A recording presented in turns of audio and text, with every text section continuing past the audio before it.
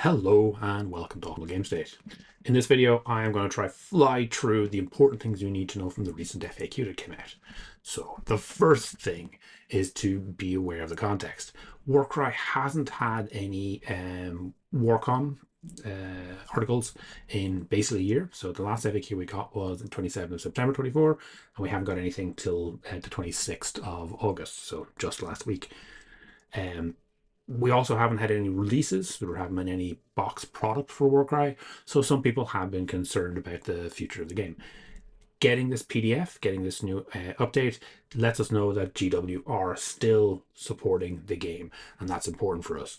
It is also notable that Warcry doesn't really need any boxes because we use Age of Sigmar models. Honestly, as long as we keep getting rules for them, we're going to be fine. We're going to keep playing. So it's not a massive endorsement because we haven't got any boxes from them recently. Fingers crossed we will get another edition soon. But right now, the game is alive. The game is supported. This is a great time to get into it if you enjoy the models. And yeah, just be aware that you can just pick up any Age of Sigmar models, including some of the ones that are no longer legal in Age of Sigmar. You can play Game Warcry and you have a good time. Okay, so let's have a... Oh, the other thing is that this is the first part of upcoming updates. So we're beginning to see a little momentum. So we are going to get rules for the Hellsmiths. So these are the Chaos Dwarfs that are going to be appearing in Age of Sigmar. We might not get rules for the Siege Engine at the back, right? We might maybe get rules for the big Minotaur thing at the top left. We're definitely getting rules for all the fighters in the front. And then there's a bunch of other fighters that we will see later, ones that are going to come out afterwards, and we're going to get rules for those as well, which is going to be great. It's going to be a big PDF. Very excited about this release. It's going to be a lot of fun. And we're expecting to get a few more updates after that as well. Okay, so let's see the highlights out of the FAQ we have at the moment. The first thing to understand is where you get it. You get downloads, you go to Warcry, and you will get here. And this is where the actual PDF is. This is the PDF. You're looking for any of the changes that are in magenta. So only the magenta ones are the recent changes. This does have all of the other changes in there. Now, if you are just playing to have fun, you're not super interested in going through it all, what you can do is you can check out Warcry. Warcry has everything there and ready. You can see, yeah, okay, so they're split, but you can see these are the changes for the abilities are listed, the new fighters that have come in, and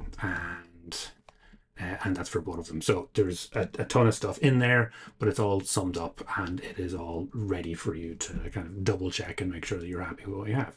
All right, well, let's go back quickly. So just the quick overview. So first off, there have been a bunch of changes, and it's largely for recent fighters like the Pyrgeists and the Riverblades. So any of those recent ones, the Terriatric Cohort, the Twistwell got updates, Claws of Karnak got updates. They got a lot of points updates, and they got a lot of tweaks on their abilities. We might have a look at that in a second. A bigger change for everyone is Counter. So Counter has been updated, and then we got a bunch of new units. So we have new models that are just added. So this is the Blades of the Hall King. These three fighters all have been added to the Soul Blight Grave Lords. So there's just more models you can play.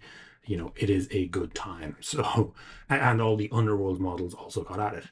Okay, those are the highlights. That is basically everything you need to know. We got some new models, we got some point update, we got some tweaks for abilities, and right now, if you want, you can go to Warcry. You can double check that your, you know, the models, the warbands that you currently play. You can see what the new points changes are, and you can update from there. We're going to go in a little bit deeper now, but those are the highlights. That's everything you need to know. Okay, so this is, yeah, the first thing is to go into detail on what happened to Counter. So Counter used to be a reaction, so you could take it when you were being attacked if you had an ability left or action left.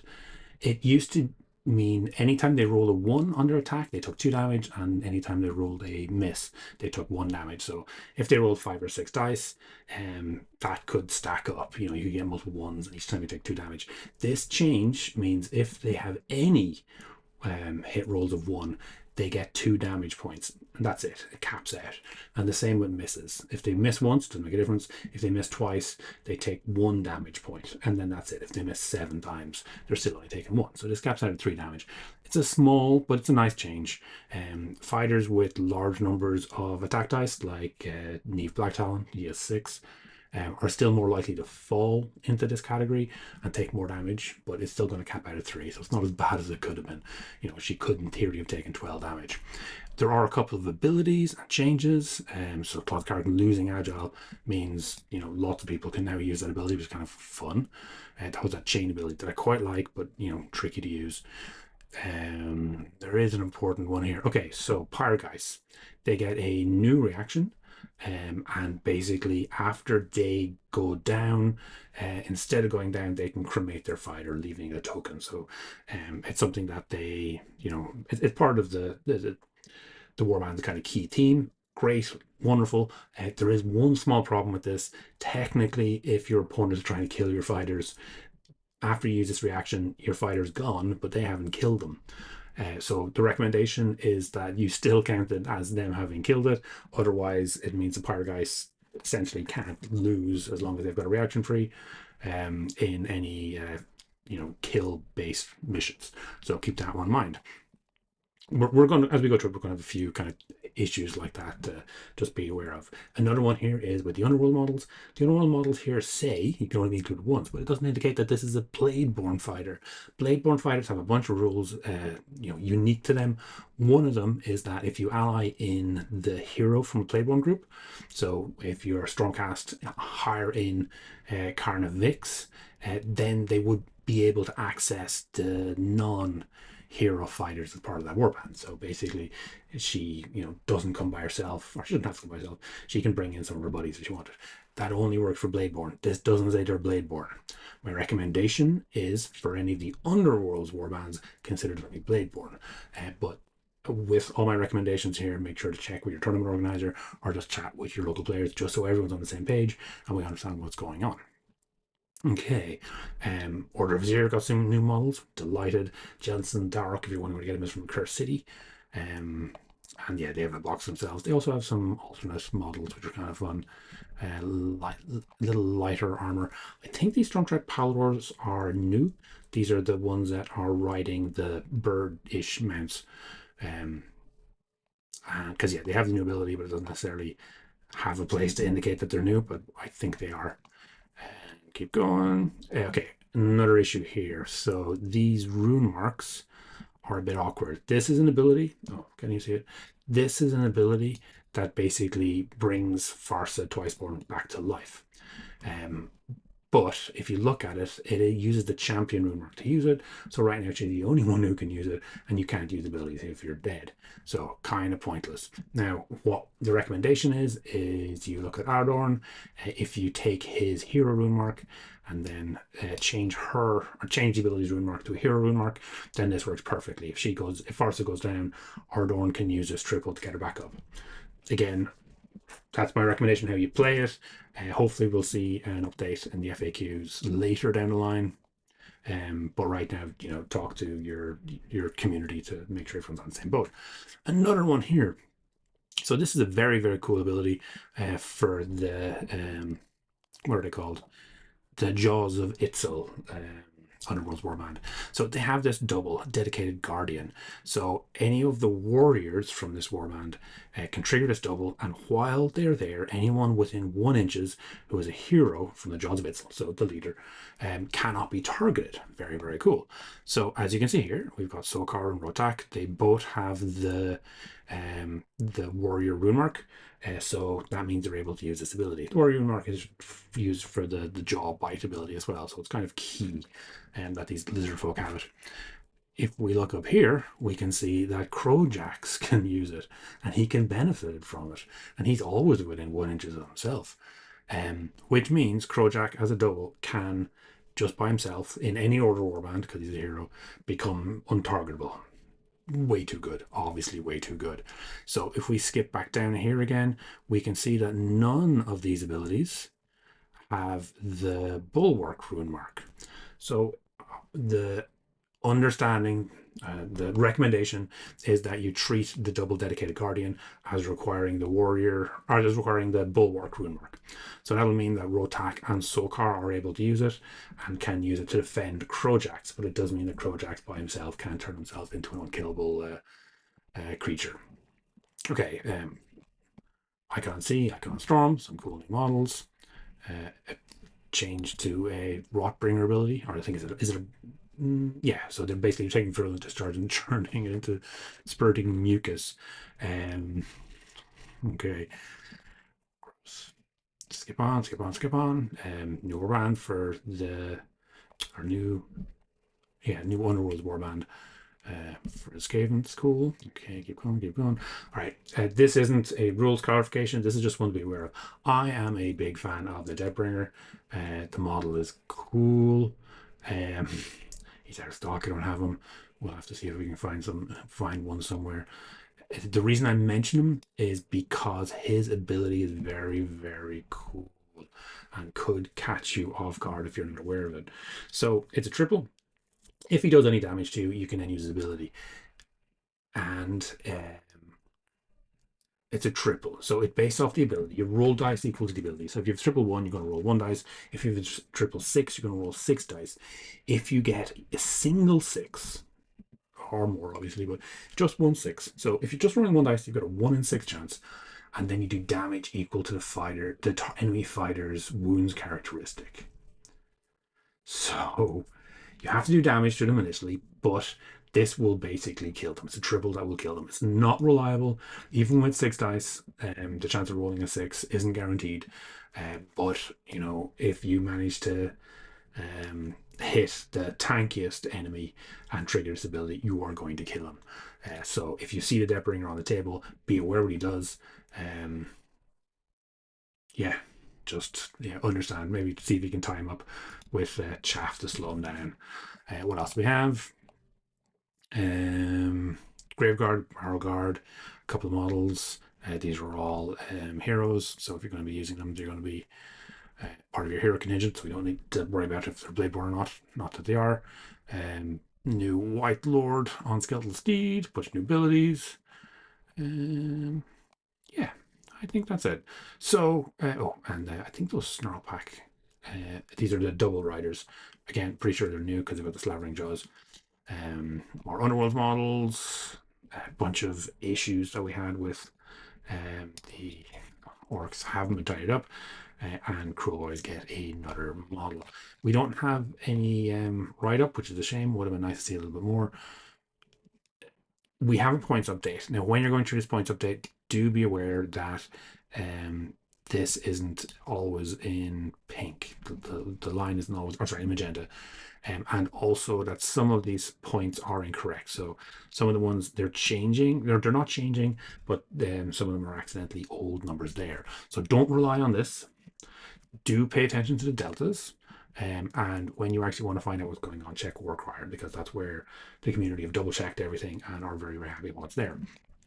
Okay, changes. Dispossessed. So those are dwarfs. Ironbreakers are cheaper.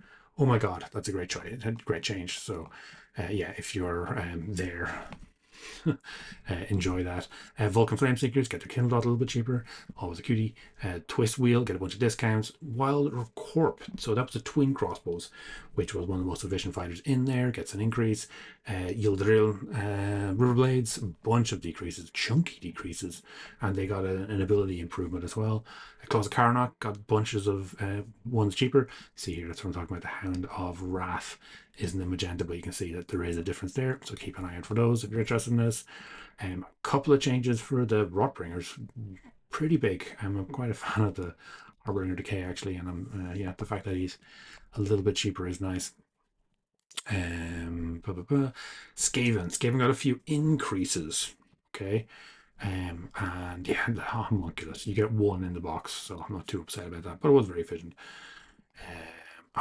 Slaves to Darkness, get discounts. I'm so chuffed by this because this is kind of my go-to faction. So Chaos Warriors and Chosen, cheaper by 10 points across the board. Chaos Lord down by 30. Great, fantastic. Okay, Vexmore. Vexmore obviously been a problem. They did give him a minor increase last time around, and they're giving him another minor increase this time around. Unmade, one of the old factions, some of the Blissful ones, getting a 30-point discount. Interesting. They're still kind of going back and looking at that. Again, another hard one to see, but the Cursed Blood from the Skurgan Trueblades. The Skurgan Trueblades probably could do with more of a buff, but there we have it. And then the Pyregeist. Pyregeist got a bunch of discounts. So as you can see, a lot of the recent warbands, Tyrannic Cohort, have been readjusted to be a little bit more powerful, which makes sense.